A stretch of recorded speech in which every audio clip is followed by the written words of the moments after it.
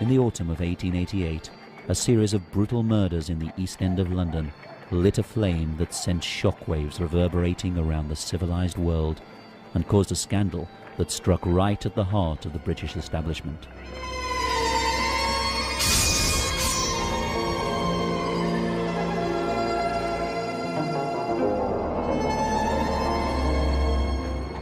London in 1888 was the world's largest capital city. Queen Victoria sat upon the throne of England and ruled an empire that was ever expanding. She had recently celebrated 50 glorious years as monarch. Her subjects seemed confident, entrepreneurial and determined. The City of London, the financial boiler room that powered the empire and its expansion, reflected the supreme confidence of the age. Yet right on its doorstep lay the district of Whitechapel, a sordid, crime-ridden quarter where vice, violence and drunkenness flourished, and where 76,000 residents lived in abject poverty. The East End really was outcast London.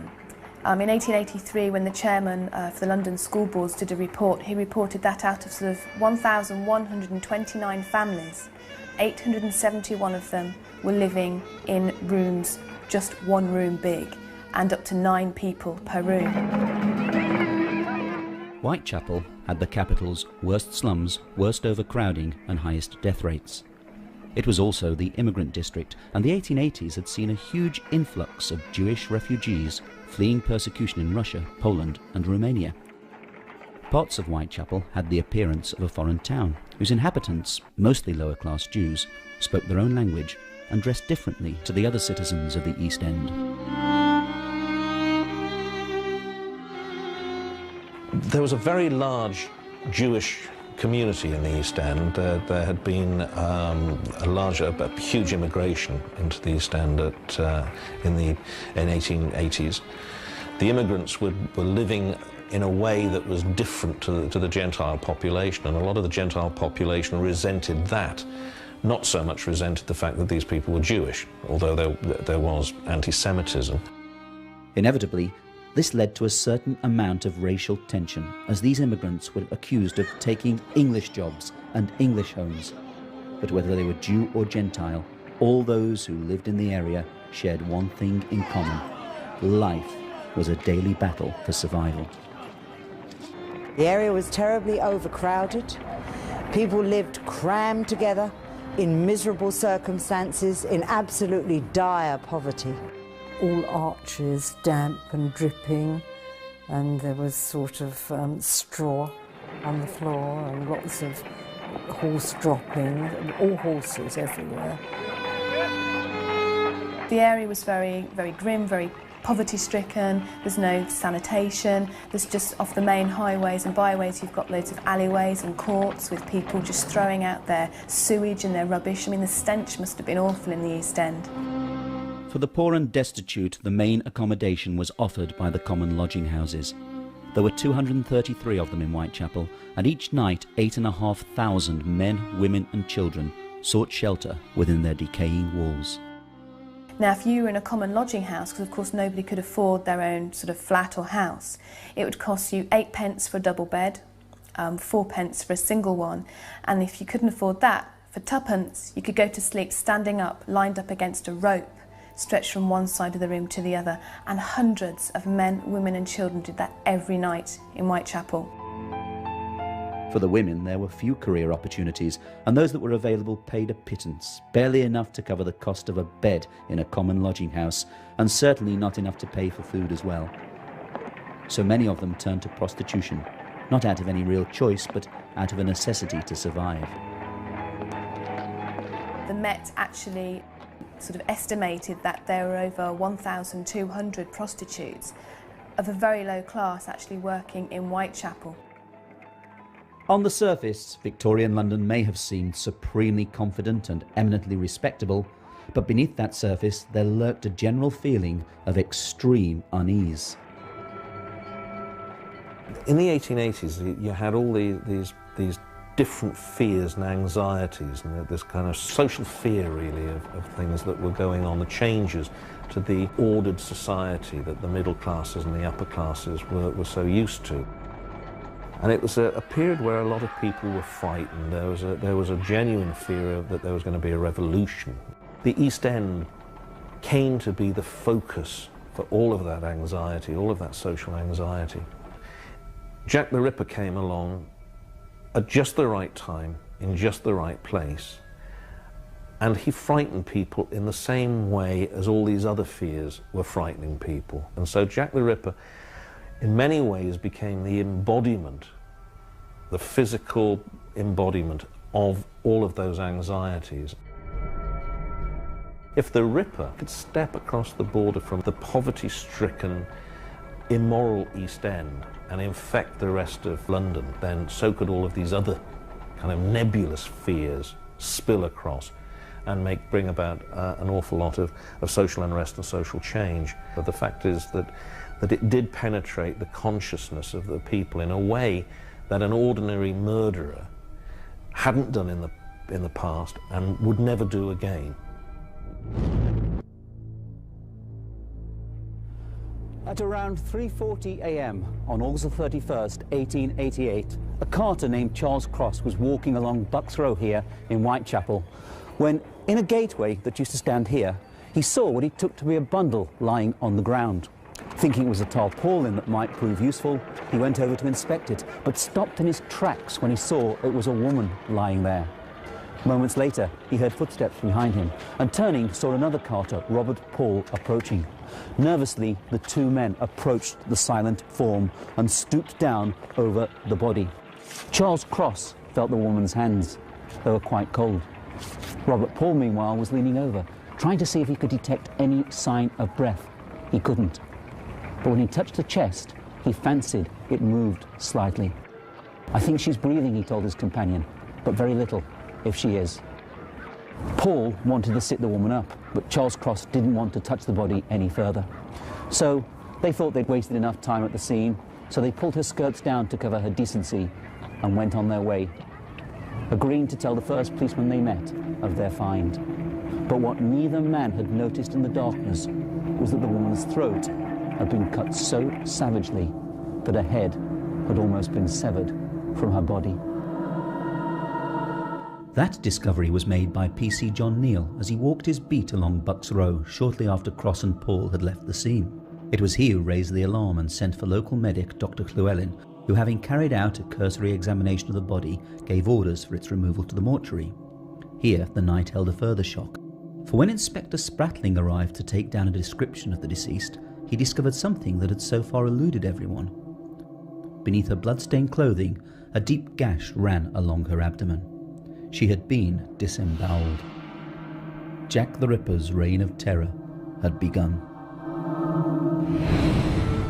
The woman's name was Mary or Polly Ann Nichols, a 43-year-old prostitute who had earlier been ejected from a nearby lodging house because she didn't have the fourpence to pay for a bed. "I'll soon get my DOS money," she had confidently predicted. "See what a jolly bonnet I've got." That bonnet now lay trampled in a Whitechapel gutter. Polly had her throat cut from left to right back to the spinal column.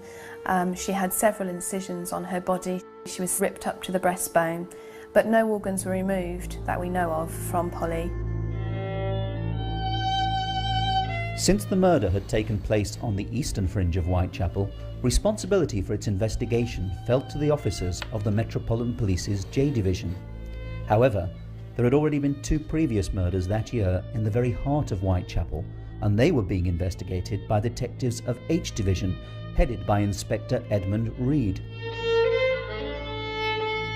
Officially, there were only 5 Jack the Ripper victims, although there were 2 other murders that happened before that of Polly Nichols, which most history books considered the first Jack the Ripper murder. The murders of Emma Elizabeth Smith in April 1888 and that of Martha Tabram or Turner in August 1888 are considered by some people to have been the early sort of works of Jack the Ripper. The early crimes, the pre-canonical 5 murders of Emma Elizabeth Smith and Martha Tabram, are sometimes included in with the Ripper murders and sometimes they're excluded. Emma Elizabeth Smith almost certainly wasn't. She appears to have been the victim of a street gang, and why she was murdered or violated so badly that she died from the injuries isn't known, but she is unlikely to have been a Ripper victim. Whether or not the murders of Smith, Tabram and Nichols were the work of the same hand, 3 such gruesome killings in such close proximity, coupled with the local disquiet that the crimes were causing, led to the involvement of officers from the Metropolitan Police's headquarters at Scotland Yard. Their commissioner was Sir Charles Warren, an ex-military man who in the coming weeks would find his competence questioned in the newspapers on an almost daily basis. I don't think Sir Charles Warren was in the least bit incompetent. He was, and it has to be said that when he was appointed to be Commissioner of the Metropolitan Police, that the press at the time didn't think he was the wrong man for the job either. It was only as a result of his over-violent reaction to the Trafalgar Square riots in 1887 that the press, the radical press in particular, turned against him. On the very day of the Polly Nichols murder, Dr. Robert Anderson had been appointed the new Assistant Commissioner and head of Scotland Yard's Criminal Investigation Department, or CID. Dr. Robert Anderson, as he was at the time of the crimes, was the head of the CID. He was the Assistant Commissioner of Scotland Yard and was the man who would have had overall charge of how the Ripper crime was investigated. Unfortunately, Robert Anderson came to his post suffering from exhaustion, and his doctor ordered that he take an immediate holiday. So no sooner had he taken up office than he left London for Switzerland, and in his absence, overall responsibility for the investigation fell to Chief Inspector Donald Sutherland Swanson. As the detective with overall responsibility for the police investigation and for reading and assessing virtually every piece of evidence and information to do with the murders, Swanson would acquire an almost unrivaled knowledge of the case. With 3 murders now stirring up genuine panic in the neighbourhood, Scotland Yard sent in one of its finest detectives, Inspector Frederick George Aberline, a man who knew the East End of London and its underworld intimately. He would become one of the most important of the on-the-ground detectives. Inspector Aberline was a very respected policeman of the day. He was a man with a brilliant career in the East End of London, who just before the Ripper murders took place had been promoted to Scotland Yard. And when the Ripper murders were happening, he was transferred or moved back across to the East End to oversee the investigation on the ground in that area, because he knew it so well.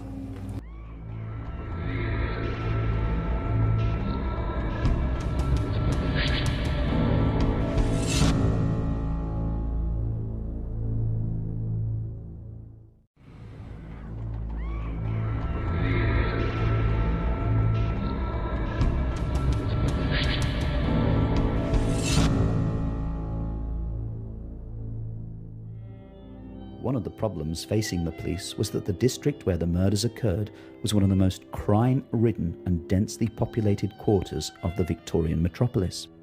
Often referred to as Darkest London or Outcast London, it was a slum-ridden warren of overcrowded dwelling houses where vice and violence flourished. But yes, it was a very rough area. Street crime, petty thievery. I mean, there were several streets known as the blackest of the black streets, including Thrall Street, where Polly Nichols was living at the time. And policemen wouldn't go down those streets unless they were in groups of 4. That's how rough these little streets were for street robbery. It was very noisy, very wet always, and very cobbled. That's what I remember. There was one way, however, that many of the local populace chose to blot out the hardships of their daily lives, and that was to drink themselves into a stupor.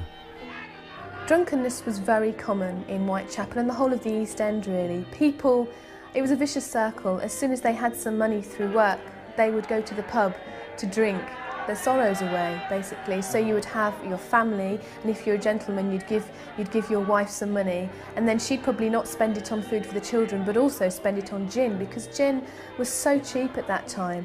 Violence was very common because with all the drink available 24 hours a day, you can imagine people by the early hours of the morning might be very drunk indeed. There were plenty of fights and outbreaks of violence. But despite the frequent violence, actual murder was quite uncommon, and the killings began to stir up genuine revulsion in the area. Murder was actually quite uncommon at the time. Apparently the year before there'd only been half a dozen murders the whole year.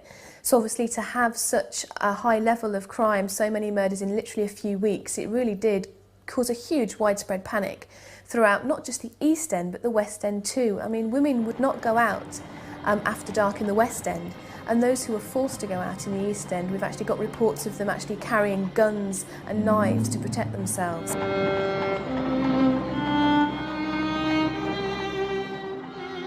On the streets of Whitechapel, Reed and Aberline were in a desperate race against time to catch the killer before he struck again. And then their inquiries amongst the local prostitutes turned up a likely suspect in the form of a man whom the local streetwalkers knew simply as Leather Apron. Leather Apron was the name that was given to a man that the local prostitutes spoke about and claimed that he would try to extort money from them with threats of violence, and also had a knife. Desperate to find him, if only to eliminate him as a suspect, the police began door-to-door inquiries around the common lodging houses of the neighbourhood. But then their investigation suffered an unexpected setback when either local gossip or the unguarded comments of their officers brought news of their suspicions to the attention of the press. On the 5th of September, the Star newspaper ran an article that would terrify the local residents. That article proved frustrating to the police, who had hoped to keep their suspicions a closely guarded secret lest they alerted their suspect to the fact that they were looking for him. Leather Apron, the only name linked with the Whitechapel murders, the strange character who prowls about after midnight, universal fear among women, slippered feet and a sharp leather knife. The Star newspaper really built up Leather Apron into a demon kind of character, and described the most graphic description of this person. The police, it appears, knew who Leather Apron was all along. They thought it was a man called John Pizer. The press campaign to alert the public to the menace of Leather Apron had two results. Firstly, it alerted Pizer to the fact that the police were trying to trace him. Secondly, he suddenly found himself public enemy number one, and the prospect of falling victim to a baying mob so terrified him that he promptly disappeared and went into hiding amongst his relatives. And so the police operation was greatly frustrated.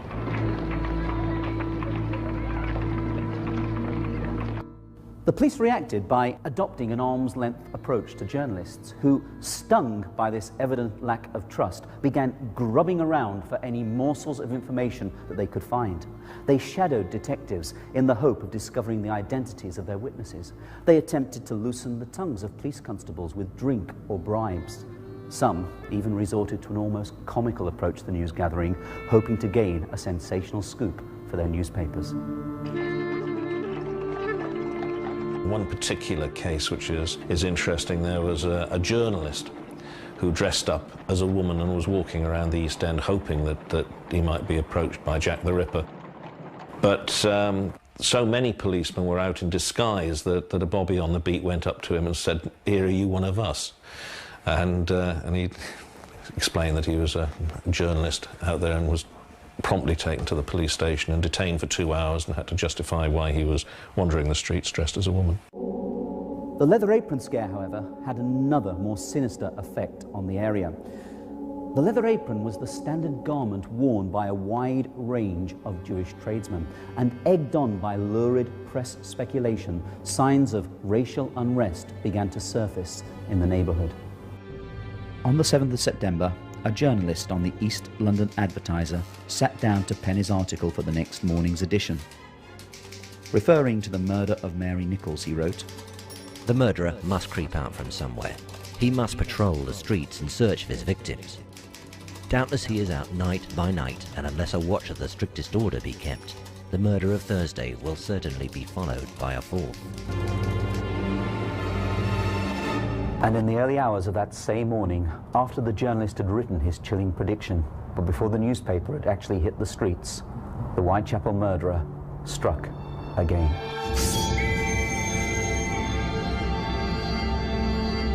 Elizabeth Long saw Annie Chapman at 5:30 in the morning outside number 27 Hanbury Street. Mrs. Long, who knew Annie by sight because they often stayed in the same common lodging house, told the police that Annie was not on her own. She was in the company of a man Mrs. Long described as dark and swarthy, a foreigner.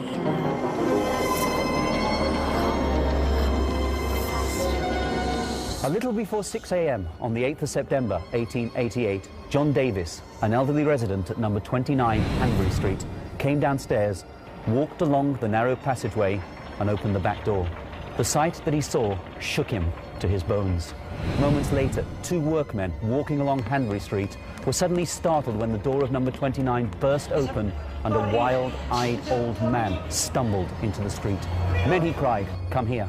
Nervously, they followed him down the passageway, and looking into the backyard, they saw the body of Annie Chapman lying between the steps and the fence. Annie Chapman's throat was cut in two places, sort of two sections of cutting. She'd been ripped up to the breastbone.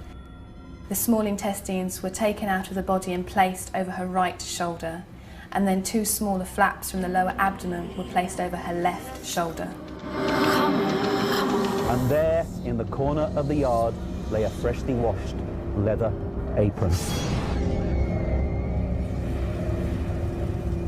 The three previous murders had certainly caused disquiet in Whitechapel, but with the death of Annie Chapman, something happened. That disquiet gave way to panic and hysteria, as mobs began to turn their anger on anyone whom they thought might be responsible. The fact that a washed leather apron had been found so close to Annie's body led to anti-Semitism, and innocent Jews were threatened and abused by angry crowds. It soon transpired that the leather apron found at the scene of the murder belonged to one of the residents of number 29 Hanbury Street and was not in any way connected to the murder or the murderer. This knowledge, however, did little to quell the racial unrest. As one newspaper reported, a touch would fire the whole district in the mood in which it is in now.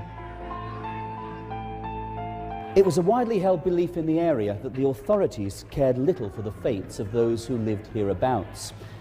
The inadequacy of local policing had long been a bone of contention, and the fact that the Home Office point-blank refused to sanction a reward for information that might lead to the killer's identity rankled with the local residents.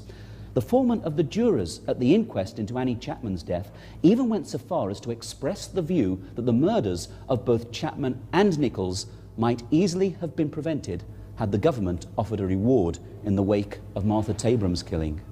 The government itself did not offer a reward. The Prime Minister and the Home Secretary were against offering rewards. This had been a policy that had been introduced by an earlier Home Secretary, so they were merely following a standard practice. Anxious to assist the police investigation, several local residents began their own private endeavours and formed vigilance committees in the hope of bringing the killer to justice.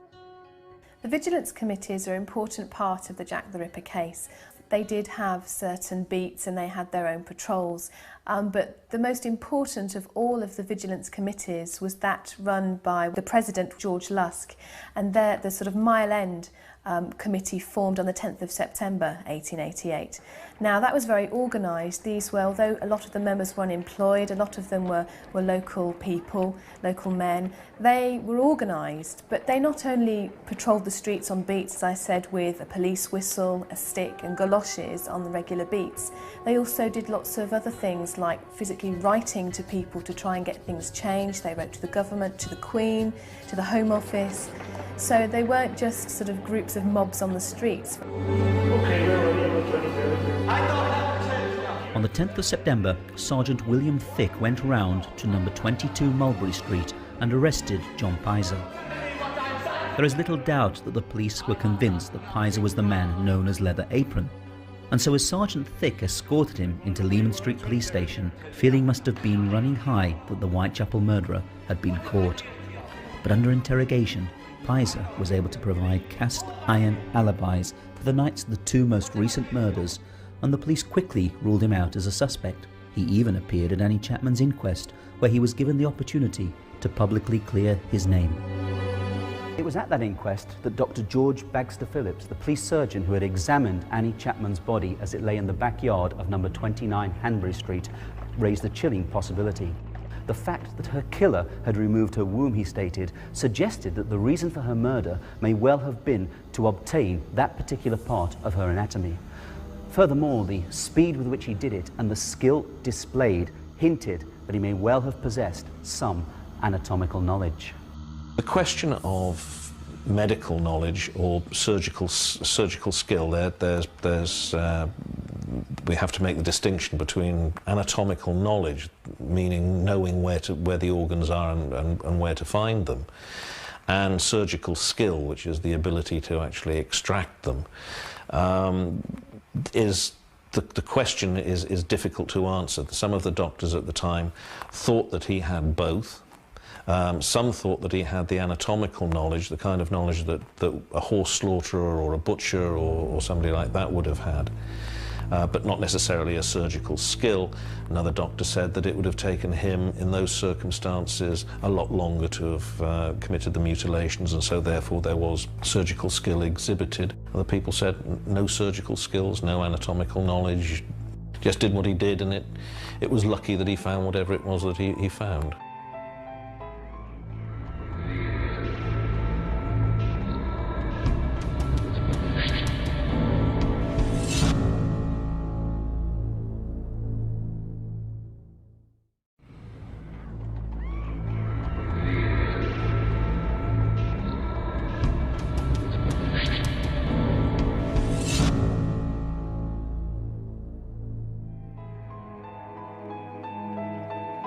With the police apparently unable to catch the murderer, rumours began to circulate about his identity and motives. Was he a butcher, a slaughterman, a doctor, a medical student, or even a sailor on one of the ships in the nearby port of London? Was he seeking revenge for some imagined or real injury he had suffered at the hands of a prostitute? Was he a member of some heathen sect carrying out a barbaric ritual? Was he simply seeking notoriety? Or was he on a moral crusade to clear the streets of Whitechapel of the sin of prostitution? I wouldn't have thought that Jack the Ripper was necessarily targeting prostitutes at all. He may have been, we have no idea, but we don't know who Jack the Ripper was, so we have no real idea of what his motives would have been. It's really a case of paying your money and taking your choice, but I think it's more likely that he was interested specifically in targeting women and was just trying to destroy women.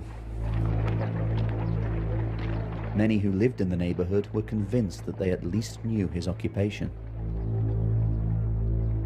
There was a rumour going around Whitechapel that he might have been a slaughterman, for the simple reason that there were many slaughterhouses in Whitechapel that were active in the early hours of the morning. Meat was being killed, fresh, for there was no refrigeration. So it would be killed in the early hours and put in the butchers at 6 a.m. And let's face it, slaughtermen wore large leather aprons that would be heavily stained with blood. What a perfect disguise for Jack the Ripper. Maybe he was even one of those himself. Let's face it, dressed like that, he could wander the streets of Whitechapel like he was invisible. The police themselves were rapidly coming round to the view that the murderer was probably a lunatic and that he possibly possessed surgical knowledge. To that end, several medical students who had recently spent time in asylums were traced and interviewed.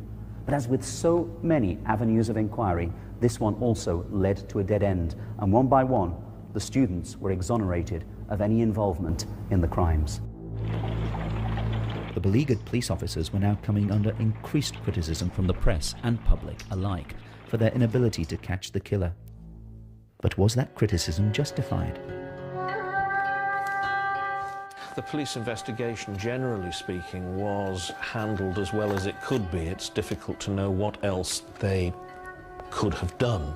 They basically just did everything that they possibly could, but there were no clues, and this was a point that Sir Robert Anderson made in a memo to the Home Office. And he said, you know, that for one murder to occur with the murderer leaving no clue was remarkable, but for a number of murders to have taken place with the murderer leaving no clue was absolutely extraordinary. On the 24th of September, George Bernard Shaw wrote to the Star newspaper and offered his own intriguing theory for the killer's motives. Sir, will you allow me to make a comment on the success of the Whitechapel murderer in calling attention for a moment to the social question? Private enterprise has succeeded where socialism failed. Whilst we conventional social democrats were wasting our time on education, agitation and organization, some independent genius has taken the matter in hand, and by simply murdering and disemboweling 4 women, converted the proprietary press to an inept sort of communism. No doubt, Shaw's tongue was very firmly in his cheek when he suggested that the murderer was a social reformer, but there is little doubt that the Whitechapel murders had succeeded in drawing attention to the dreadful living conditions in the area. Several of the improvements that took place over the next few years can indeed be attributed to the increased awareness that the killings had focused on the neighbourhood. Although Abberline and his colleagues were convinced that they were dealing with a lone assassin, their investigation was hampered by the very nature of the crimes and by the fact that his victims were all prostitutes. He struck in the dead of night in out-of-the-way places. As far as could be ascertained, there was no motive aside from the grim satisfaction of mutilating his victims. He was able to prevent those victims from crying out and thus alerting attention to their plight. He left no clues behind him, nor was there an accomplice to inform upon him. And the fact that his victims were prostitutes meant they would take him to the very places where they knew that they were safe from interruption. As one police officer put it, it's not as if he has to wait for his chance. They make that chance for him. At 1 o'clock in the morning on the 30th of September, Louis Diemschutz turned his pony and cart into Duffield Yard off Berner Street. As he did so, his pony suddenly shied up in alarm and pulled away to the left. Something had disturbed it. Looking down, Diemschutz could just about discern a dark shape lying on the ground by the wall. Jumping from his cart, he struck a match to get a better view. It was very windy, and the match was extinguished almost immediately. But in the brief seconds flickering light, he saw the bundle was in fact the prone form of a woman. He had discovered the body of Elizabeth Stride, Jack the Ripper's 3rd victim. Elizabeth Stride, also known as Long Liz in the area, some historians call her Lucky Liz because she only had her throat cut. There was no anatomical mutilation, so it's only a throat cut. And this led the police to surmise that he'd been interrupted as he went about his bloody business. Is it possible that as he commenced the mutilations on Elizabeth Stride, the pony and cart turned into the yard and disturbed him? Did he jump back into the shadows? And was it that sudden movement that caused the pony to shy up and pull away to the left? And then crucially, in the days that followed the murder, a witness came forward who may well have seen Elizabeth Stride in the act of being murdered. Israel Schwartz turned into Berner Street and he was walking just a short way behind another man. And up ahead was a woman standing in the gateway of a socialist club.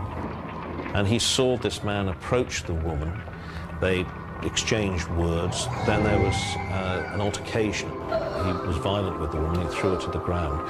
Israel Schwartz crossed the road and walked on, trying to get away from what he thought was a piece of domestic violence going on. He subsequently identified the body of Elizabeth Stride, and the probability is that the man that he had followed up the street was the person who killed Elizabeth Stride. So he probably saw the murderer. As the body of Elizabeth Stride was being discovered, a prostitute by the name of Catherine Eddowes, who had earlier been arrested for drunkenness, was being released from Bishopsgate Police Station. As she left the building, she turned to a police officer and spoke her last recorded words. "Good night, old cock," she called, and went off into the night. A little after 1:30 a.m, 3 Jewish gentlemen, Joseph Lewender, Joseph Levy and Harry Harris, left the Imperial Club on Duke's Place in the City of London. They noticed a man and a woman standing on a nearby corner. "I don't like going home by myself when I see those characters about," Levy observed to Harris. Loenda, meanwhile, was walking slightly apart from the others, and being closer to the couple, observed a little more. He was later emphatic that the woman he had seen was Catherine Eddowes. The man, he said, was aged about 30. His height was between 5'7" and 5'8". He had a fair complexion and a fair moustache. He was of medium build and had the appearance of a sailor. But since the couple seemed to be just chatting quietly, and there was nothing otherwise noteworthy about them, the three men continued on their way. It's entirely possible that Joseph Lavender did see the Ripper, but he only got a very brief glance at the man, and it wasn't even totally certain that the man he saw was talking to Catherine Eddowes.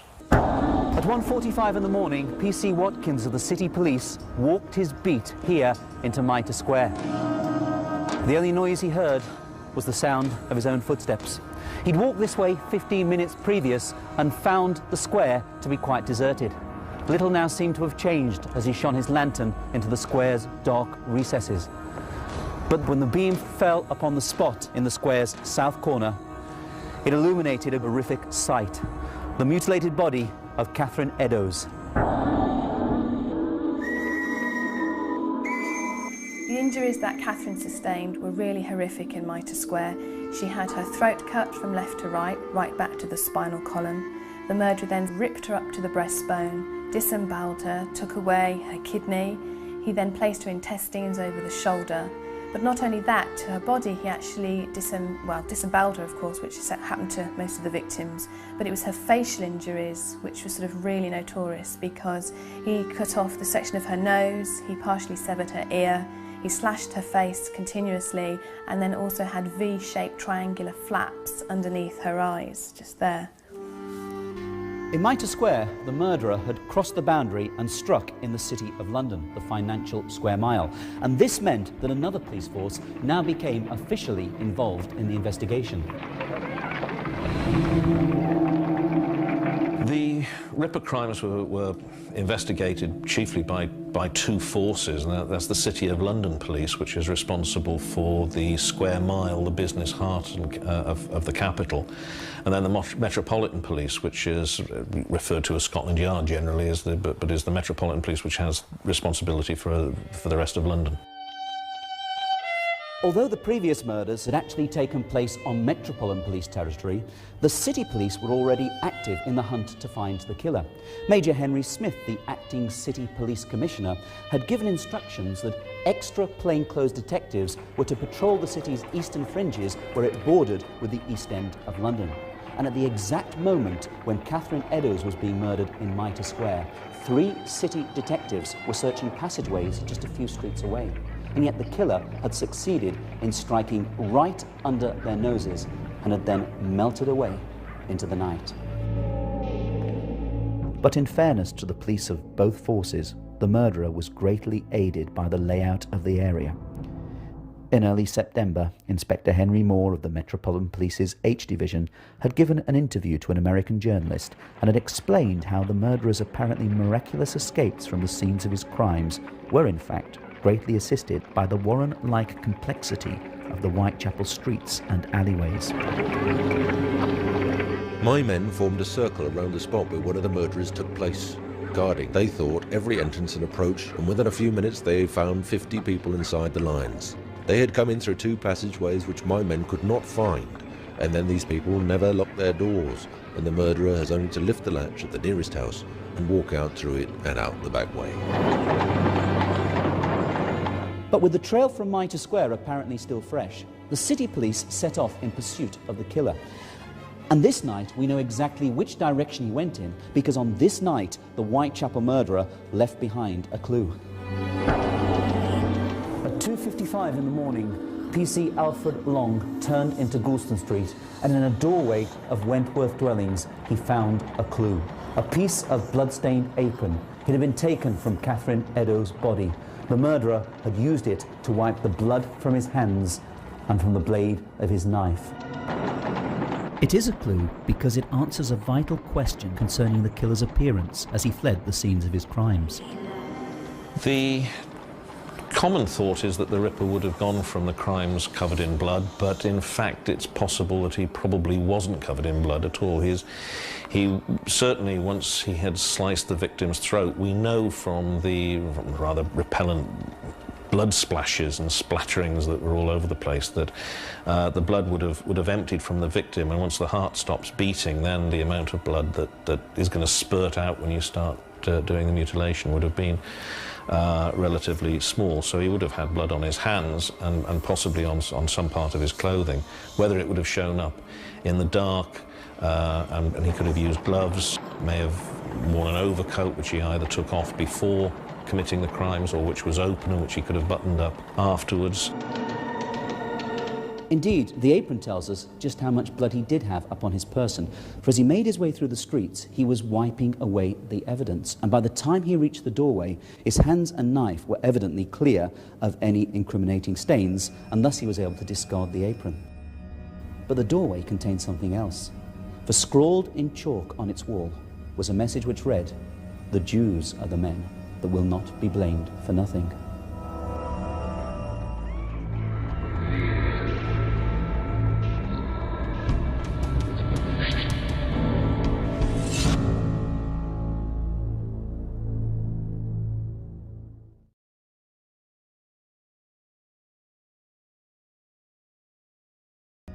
But the doorway contained something else, for scrawled in chalk on its wall was a message which read, "The Jews are the men that will not be blamed for nothing." Jews was spelled J-U-W-E-S, which has been the cause of endless speculation in the conspiracy theories about Jack the Ripper. But whether or not the murderer actually chalked those words on the wall is completely unknown. There are some statements that say that they look blurred as if they had been there for a while. Other statements say that had they been there for any length of time, they would have been rubbed off by people going in and out of the building. Soon, the city police had also arrived on the scene, and instructions were given to photograph the graffiti. The Metropolitan Police, however, were becoming uneasy. The anti-Semitic unrest that had followed Annie Chapman's murder was still fresh in their minds, and they genuinely feared the consequences that might result when the East End awoke to news of 2 further murders. As dawn began to break, the Metropolitan Police became anxious to erase the message. A city policeman suggested that only the top line, "The Jews are," be erased. But this was Metropolitan Police territory, and when Sir Charles Warren arrived on the scene, he was in no mood for compromise. At 5:30 a.m., in what would prove a highly controversial move, he ordered that the writing be rubbed out before any photograph of it could be taken.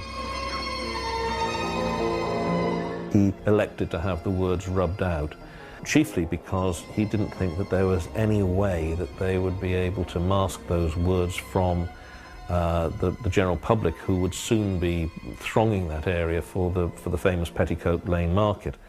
And so he felt that the reference to the Jews, the Jewes, would be incite anti-Jewish reaction in the streets, and he wanted to avoid that, so he had the words erased. With the break of day on the 30th of September, the Whitechapel murderer had succeeded in killing 2 women right under the noses of 2 police forces, and had left their senior officers baffled, bickering, and totally frustrated. Nothing was more apparent than their utter defeat and humiliation. News of the double murder crackled through the metropolis like wildfire. Thousands of sightseers flocked into the area and blocked the approach to Mitre Square. Berners Street, meanwhile, was said to have been like a sea of heads from end to end.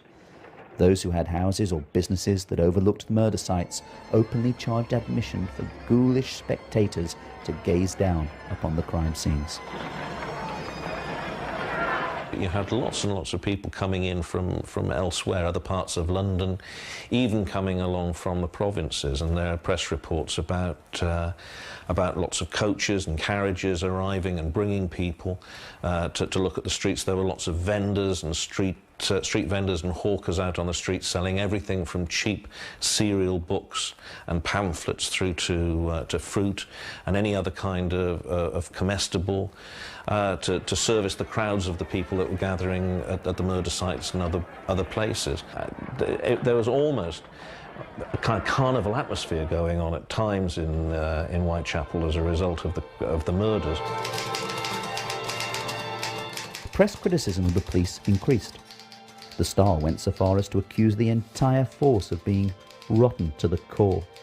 The Daily Telegraph, meanwhile, attacked the notorious and shameful shortcomings of the detective department, whilst the East London Advertiser lamented that there was no detective force in the proper sense of the word in London at all.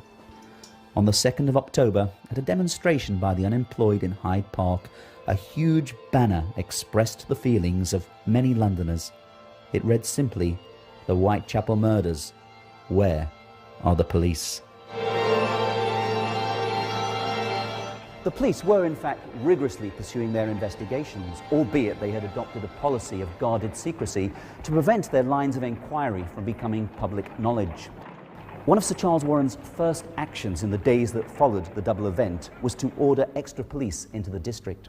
Detectives went about in disguise, some, it is rumoured, even dressed up as prostitutes. Door-to-door inquiries were carried out around the common lodging houses, and over 2,000 residents were questioned. 80,000 handbills were distributed around the streets, asking that any suspicious person be reported to the police. 76 butchers and slaughterhouses were visited, and the characters of their employees ascertained. Even sailors from the nearby docks were investigated. Yet despite this thoroughness, the killer continued to remain at large. I don't know that the police could have done much more.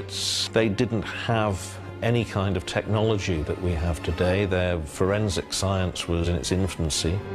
There was nothing really they could do. All they were in a position to do was to just wait and hope to catch the murderer, hope that there would be some clue that would reveal the killer, or hope that somebody who they thought must have had suspicions about a relative or somebody would actually turn that person over to the police. In most cases, then as now, most crimes are committed by somebody that is known to the victim. The murder victim is usually killed by somebody they know.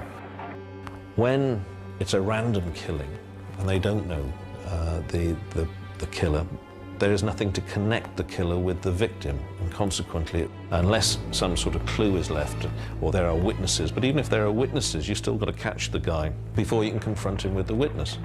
So what they were looking for were clues that would lead to the killer, and he didn't leave any.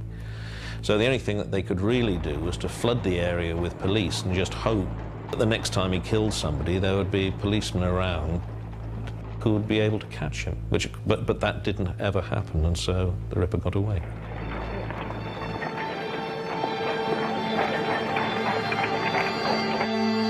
Although October would pass with no further murders, historically speaking, the days that followed the double event saw one of the most important developments of the entire saga, because it was during this period that the Whitechapel murderer was given a name.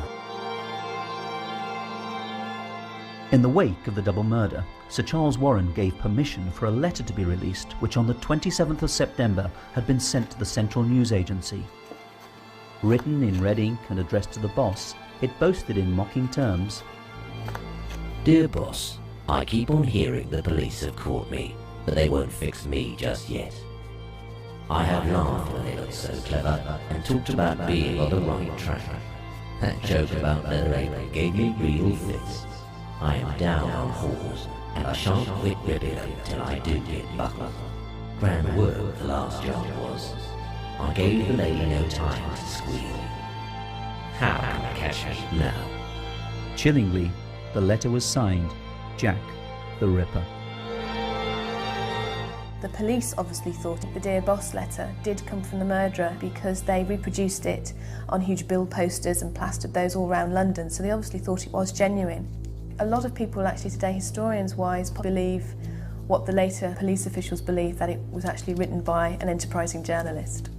The Dear Boss letter almost certainly wasn't from Jack the Ripper. It's highly unlikely that, that the murderer involved himself in the Ripper investigation or injected himself into the Ripper investigation in that way at all.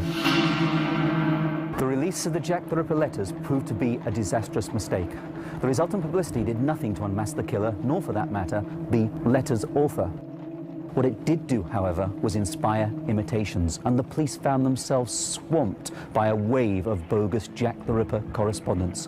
All this had to be read, assessed, and wherever possible, followed up. Thus, the resources and time of the already overstretched detectives was wasted.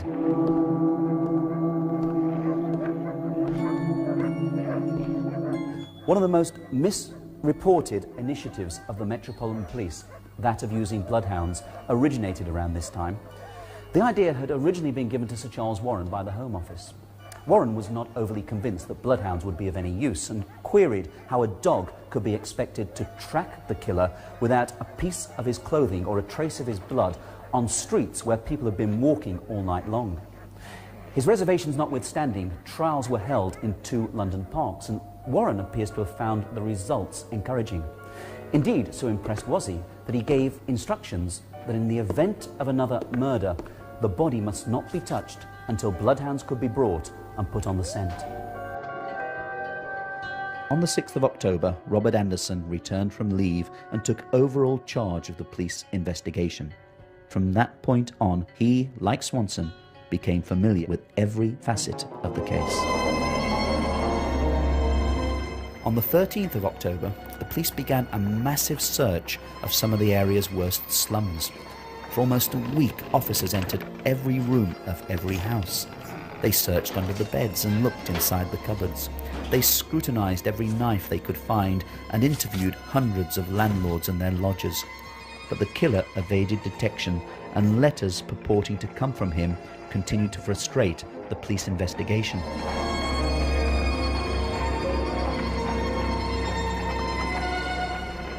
Of all the correspondence sent in the wake of the original Jack the Ripper missive, one letter has been the subject of intense debate ever since. On the 16th of October, Mr. George Lusk, president of the Mile End Vigilance Committee, received a small cardboard box in the evening mail. He opened it, and there inside was a letter written in red ink and addressed from hell. Wrapped inside it was half a human kidney. The letter read, Sir, I send ye half the kidney I took from one woman, preserved it for ye. Till a piece I fried and ate. It was very nice. I may send you the bloody niff that took it out, if you only wait a while longer. Signed, catch me when you can, Mr. Lusk. Convinced it was a practical joke, Mr. Lusk placed the box and the kidney in a drawer. But it played on his mind, and a few days later he showed it to the other members of the Vigilance Committee. They decided to take the kidney to a local medic, and it was handed over to the city police, in whose jurisdiction Catherine Eddowes had been murdered. To this day, there is considerable debate as to whether or not this letter did come from the murderer. The evidence just simply isn't sufficient. We have statements by Major Smith, who was the acting assistant commissioner of the city police at the time, who presented the kidney to the leading kidney expert of the day, Gowan Sutton, and believed that it was from Eddowes. But generally speaking, the evidence would suggest that it wasn't. The amount of factual information that we've got there is not sufficient to draw any hard and fast conclusions, although the general opinion is that it wasn't.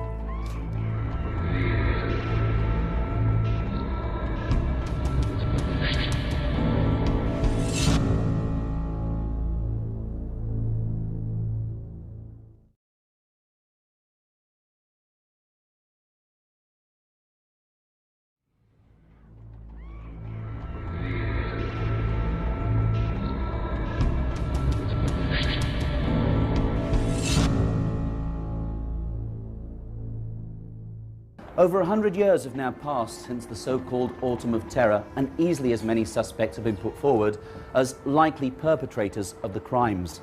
Some are just downright ridiculous, Others seem highly possible, but lack the elusive grail of cast iron proof. Today, as many books have shown, it is possible to put just about anybody into the frame and then build a plausible sounding case against them. The truth is that if we're to stand any chance of solving the mystery, we must put the crimes back into the context of the age and the streets in which they occurred. Then, and only then, do you stand any chance of solving what is without doubt the world's greatest whodunit. And one of the first problems to face the budding ripperologist is exactly how many of the Whitechapel murders were at the hands of Jack the Ripper. Officially, there were only 5 Jack the Ripper victims, although there were 2 other murders that happened before that of Polly Nichols, which most history books considered the first Jack the Ripper murder. The murders of Emma Elizabeth Smith in April 1888 and that of Martha Tabram or Turner in August 1888 are considered by some people to have been the early sort of works of Jack the Ripper. So officially there's only 5, but there may have been 2 others before that. And there were a couple of copycats later on in 1889 and sort of later, Alice Mackenzie and Frances Coles. The early crimes, the pre-canonical 5 murders of Emma Elizabeth Smith and Martha Tabram, are sometimes included in with the Ripper murders and sometimes they're excluded. Emma Elizabeth Smith almost certainly wasn't. She appears to have been the victim of a street gang, and why she was murdered or violated so badly that she died from the injuries isn't known. But she is unlikely to have been a Ripper victim. But it is the fate of these 5 women that we will concentrate on in our story. Mary Nichols, murdered on August 31st, 1888. Annie Chapman, on the 8th of September, 1888. Then we come to the night of the double murder, the 30th of September. Elizabeth Stride was murdered in Berners Street and Catherine Eddowes in Mitre Square. And finally, on the 9th of November, 1888, Mary Jeanette Kelly was murdered in Dorset Street, Spitalfields. At around 3:40 a.m. on August 31st, 1888, a carter named Charles Cross was walking along Bucks Row here in Whitechapel when, in a gateway that used to stand here, he saw what he took to be a bundle lying on the ground. Thinking it was a tarpaulin that might prove useful, he went over to inspect it, but stopped in his tracks when he saw it was a woman lying there. Moments later, he heard footsteps behind him, and turning, saw another carter, Robert Paul, approaching. Nervously, the 2 men approached the silent form and stooped down over the body. Charles Cross felt the woman's hands. They were quite cold. Robert Paul, meanwhile, was leaning over, trying to see if he could detect any sign of breath. He couldn't. But when he touched the chest, he fancied it moved slightly. "I think she's breathing," he told his companion, "but very little, if she is." Paul wanted to sit the woman up, but Charles Cross didn't want to touch the body any further. So they thought they'd wasted enough time at the scene, so they pulled her skirts down to cover her decency and went on their way, agreeing to tell the first policeman they met of their find. But what neither man had noticed in the darkness was that the woman's throat had been cut so savagely that her head had almost been severed from her body. That discovery was made by PC John Neal as he walked his beat along Bucks Row shortly after Cross and Paul had left the scene. It was he who raised the alarm and sent for local medic Dr. Llewellyn, who, having carried out a cursory examination of the body, gave orders for its removal to the mortuary. Here the night held a further shock, for when Inspector Spratling arrived to take down a description of the deceased, he discovered something that had so far eluded everyone. Beneath her blood-stained clothing, a deep gash ran along her abdomen. She had been disemboweled. Jack the Ripper's reign of terror had begun. The woman's name was Mary or Polly Ann Nichols, a 43-year-old prostitute who had earlier been ejected from a nearby lodging house because she didn't have the 4pence to pay for a bed. "I'll soon get my DOS money," she had confidently predicted. "See what a jolly bonnet I've got." That bonnet now lay trampled in a Whitechapel gutter. Polly had her throat cut from left to right back to the spinal column. She had several incisions on her body. She was ripped up to the breastbone, but no organs were removed that we know of from Polly. A little before 6 a.m. on the 8th of September 1888, John Davis, an elderly resident at number 29 Hanbury Street, came downstairs, walked along the narrow passageway and opened the back door. The sight that he saw shook him to his bones. Moments later, two workmen walking along Hanbury Street were suddenly startled when the door of number 29 burst open and a wild-eyed old man stumbled into the street. "Men," he cried, "come here." Nervously, they followed him down the passageway, and looking into the backyard, they saw the body of Annie Chapman lying between the steps and the fence. Annie Chapman's throat was cut in two places, sort of two sections of cutting. She'd been ripped up to the breastbone. The small intestines were taken out of the body and placed over her right shoulder, and then two smaller flaps from the lower abdomen were placed over her left shoulder. At 1 o'clock in the morning on the 30th of September, Louis Diemschutz turned his pony and cart into Duffield's yard off Berner Street. As he did so, his pony suddenly shied up in alarm and pulled away to the left. Something had disturbed it. Looking down, Diemschutz could just about discern a dark shape lying on the ground by the wall. Jumping from his cart, he struck a match to get a better view. It was very windy, and the match was extinguished almost immediately. But in the brief seconds flickering light, he saw the bundle was in fact the prone form of a woman. He had discovered the body of Elizabeth Stride, Jack the Ripper's third victim. Elizabeth Stride, also known as Long Liz in the area, some historians call her Lucky Liz because she only had her throat cut. There was no anatomical mutilation, so it was only her throat cut. And this led the police to surmise that he'd been interrupted as he went about his bloody business. Is it possible that as he commenced the mutilations on Elizabeth Stride, the pony and cart turned into the yard and disturbed him? Did he jump back into the shadows? And was it that sudden movement that caused the pony to shy up and pull away to the left? And then crucially, in the days that followed the murder, a witness came forward who may well have seen Elizabeth Stride in the act of being murdered. Israel Schwartz turned into Berner Street, and he was walking just a short way behind another man. And up ahead was a woman standing in the gateway of a socialist club. And he saw this man approach the woman. They exchanged words. Then there was an altercation. He was violent with the woman. He threw her to the ground. Israel Schwartz crossed the road and walked on, trying to get away from what he thought was a piece of domestic violence going on. He subsequently identified the body of Elizabeth Stride, and the probability is that the man that he'd followed up the street was the person who killed Elizabeth Stride. So he probably saw the murderer. As the body of Elizabeth Stride was being discovered, a prostitute by the name of Catherine Eddowes, who had earlier been arrested for drunkenness, was being released from Bishopsgate Police Station. As she left the building, she turned to a police officer and spoke her last recorded words. "Good night, old cock," she called, and went off into the night.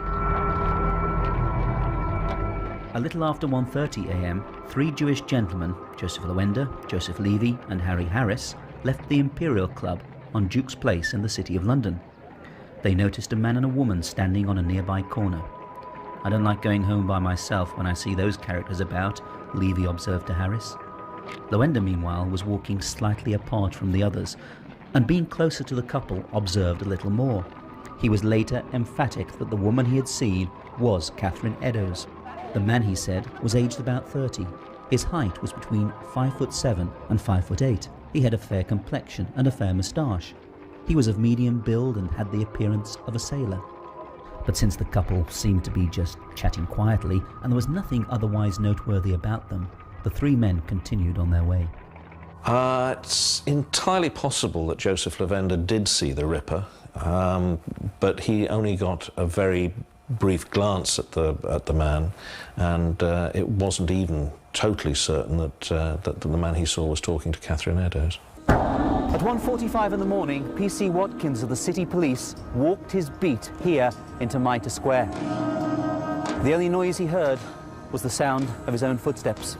He'd walked this way 15 minutes previous and found the square to be quite deserted. Little now seemed to have changed as he shone his lantern into the square's dark recesses. But when the beam fell upon the spot in the square's south corner, it illuminated a horrific sight: the mutilated body of Catherine Eddowes. The injuries that Catherine sustained were really horrific in Mitre Square. She had her throat cut from left to right, right back to the spinal column. The murderer then ripped her up to the breastbone, disemboweled her, took away her kidney. He then placed her intestines over the shoulder. But not only that, to her body he actually disemboweled her, of course, which happened to most of the victims, but it was her facial injuries which were sort of really notorious, because he cut off the section of her nose, he partially severed her ear, he slashed her face continuously, and then also had V-shaped triangular flaps underneath her eyes, just there. In the early hours of the 9th of November, 25-year-old Mary Kelly was heard singing in a room at number 13 Miller's Court. A little before 2 a.m, a casual labourer named George Hutchinson met her on Commercial Street. She asked if he would lend her sixpence. He told her that he had no money. Observing that she'd just have to find it some other way, Mary Kelly continued along the street. A man coming from the opposite direction tapped her on the shoulder. She turned and spoke with him. They started laughing, and Mary Kelly took the man by the arm and led him back along Commercial Street, walking straight past Hutchinson. He later recalled how the man stared at him in a sinister fashion. Mary Kelly led the man along Dorset Street and into Miller's Court. Hutchinson waited outside for 45 minutes, but when nothing happened, he left the scene.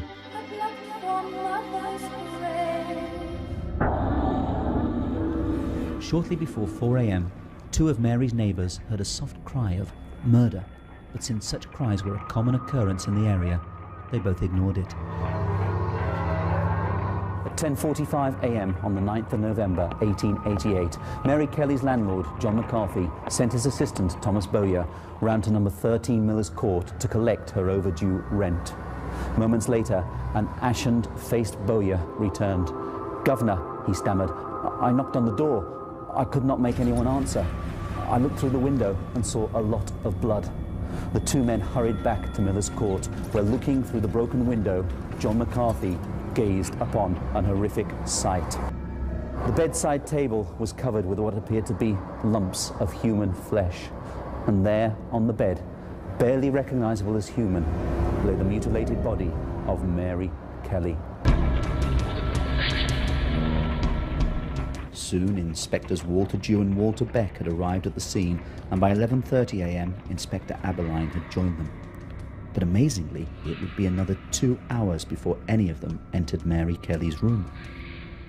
There was a delay between Mary Kelly's body being discovered by Thomas Bowyer, who'd gone there to collect the rent, and the police actually entering the room, because somebody mistakenly believed that bloodhounds were going to be brought to the scene. And in fact they weren't, but they didn't know that. And it was only when a senior officer came along and said that there were going to be no bloodhounds that the police finally forced the door and entered the room. They couldn't actually get into the room because for some reason they thought the murderer must have had the key and locked the door. So in fact, when the people actually got into the room, they actually had to knock it down with an axe. They had to use a pickaxe to get into the room. John McCarthy, Mary Kelly's landlord, was no doubt giving vent to the feelings of all who witnessed the bloody carnage inside number 13 Miller's Court, when later that day he told a reporter, "The sight that we saw, I cannot drive away from my mind. It looked more like the work of a devil than the work of a man. The whole scene is more than I can describe. I hope I may never see such a sight again." Mary Kelly had her throat cut from left to right, right back to the spinal column, just like the other victims. She was stabbed, ripped up from the rectum to the breastbone, disemboweled, various organs were taken away. Apart from her body, her face was almost hacked beyond recognition. Her ears were cut off, her nose, her eyebrows, her lips. Complete disfigurement of the corpse took place in Miller's Court.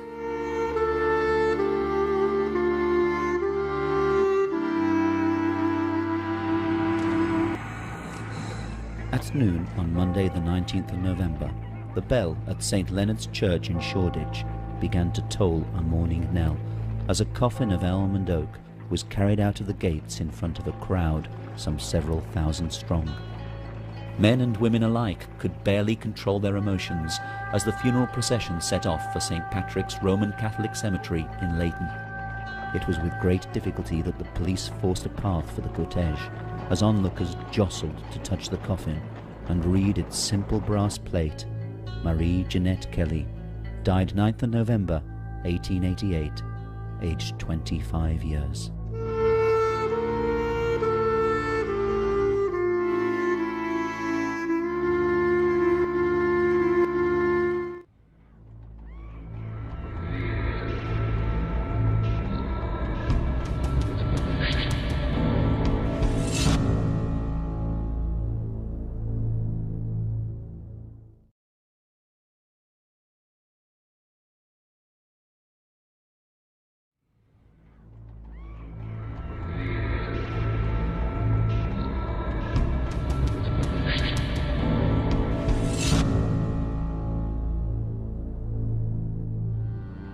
Over 100 years have now passed since the so-called Autumn of Terror, and easily as many suspects have been put forward as likely perpetrators of the crimes.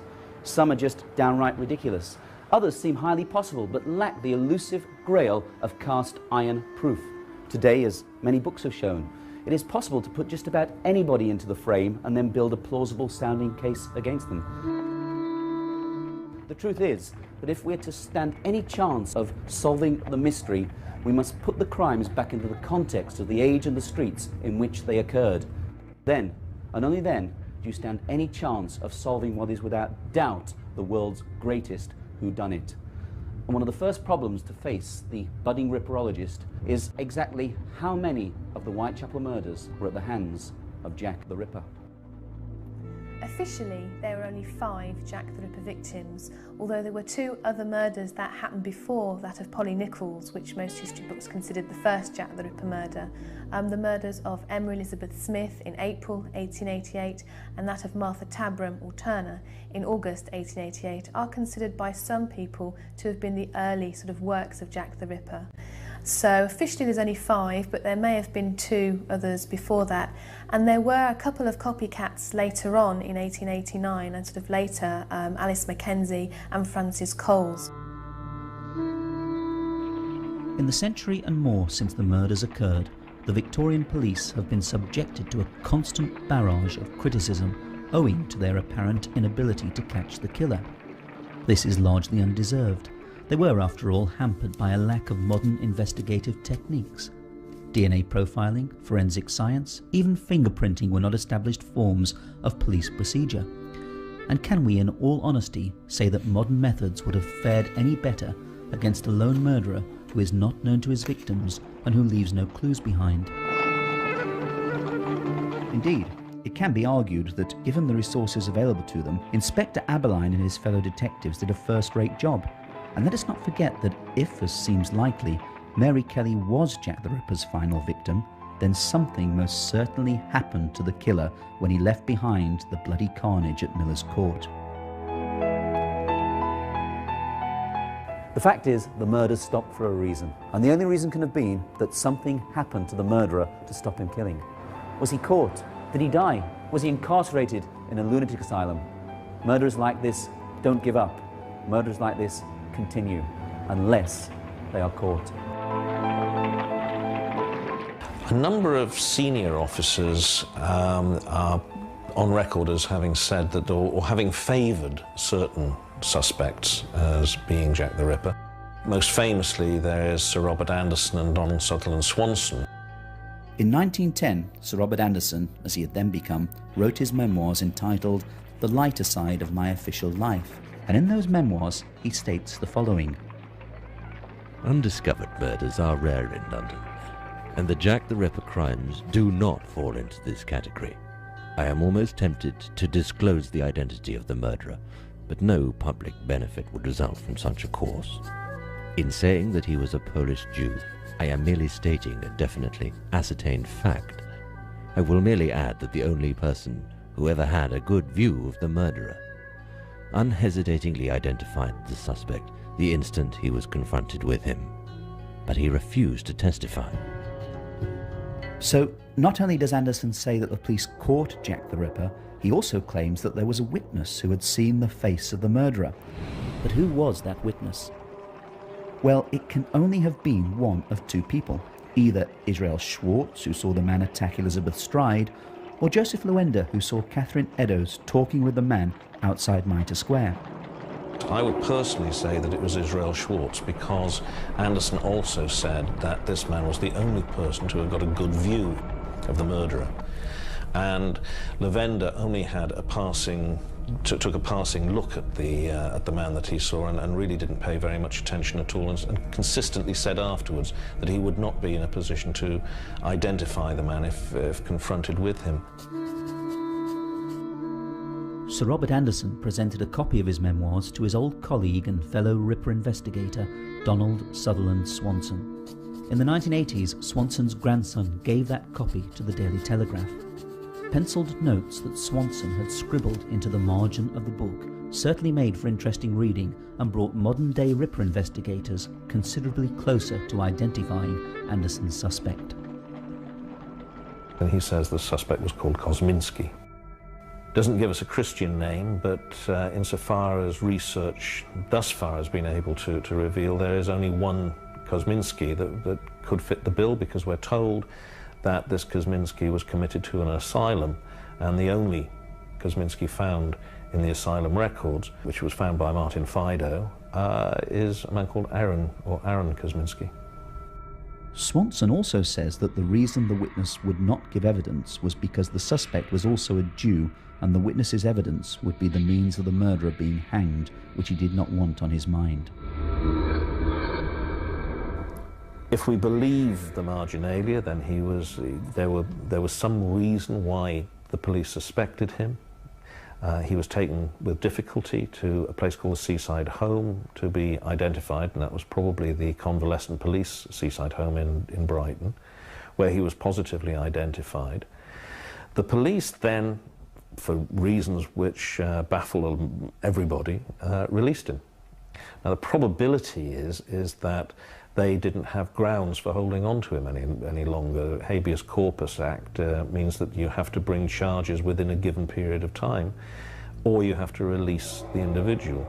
If they were not prepared to bring charges because our witness apparently refused to testify or to give evidence, the police would have had to have released him. He then was returned to his brother's house in the heart of Whitechapel, and his family almost immediately appear to have had him committed into the asylum. In early 1891, Aaron Kosminski was officially found to be of unsound mind, and on the 7th of February he was committed to the County Lunatic Asylum at Colney Hatch in North London. In 1988, researchers began combing the records for that elusive piece of information that might prove Kosminski's guilt once and for all. That search brought two investigators to the door of Zena Shine, who was born in the East End of London in 1925, and whose great-uncle, Aaron Kosminski, was indeed committed to Colney Hatch Asylum. It was astonishing. Two men knocked at the door, and they said that there's somebody living here who knew the Kosminski family. They said that it was a centenary or something, and that the case had remained open. And they said, "Do you have a relation called Kosminski?" And I said it was my grandfather. They said, "Did I know the rest of the family?" I said, I think he had a brother. And they told me about this brother, Aaron. They said that we think he died in Colney Hatch. Colney Hatch, you know, things began to come back. All these little stories. All the family used to talk about Colney Hatch. It was a major disgrace, the brother. After a little while, I began to understand a bit of Yiddish, and I could understand what they were talking about a bit here and there. They used to sort of, Aaron. It was sort of very deprecating, and there was never any lengthy discussion. It was always just a reference, but there was never any connection. It didn't mean anything to me. I couldn't understand the significance of anything. And when I told my brother, he was so appalled, he didn't even think it was funny, he was appalled. He said, if that's your claim to fame, forget it. Who wants to be connected to somebody, I mean, really?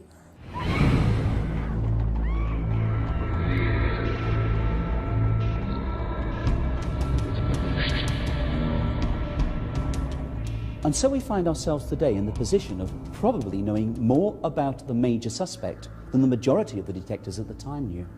Yet that final piece of the jigsaw eludes us. If we could only uncover the evidence on which Anderson and Swanson based their suspicions, it might be possible for us to complete the puzzle and solve the mystery of Jack the Ripper once and for all.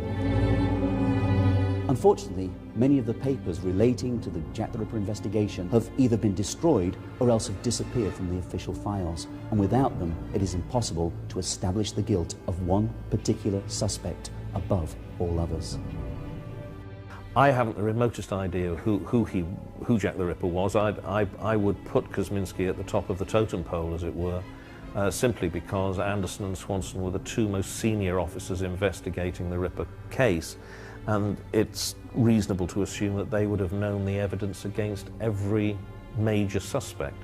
And if they thought that Kosminski, the evidence against Kosminski was better than the evidence against any of the others, Kosminski would be the probable leading contender for the mantle of being Jack the Ripper.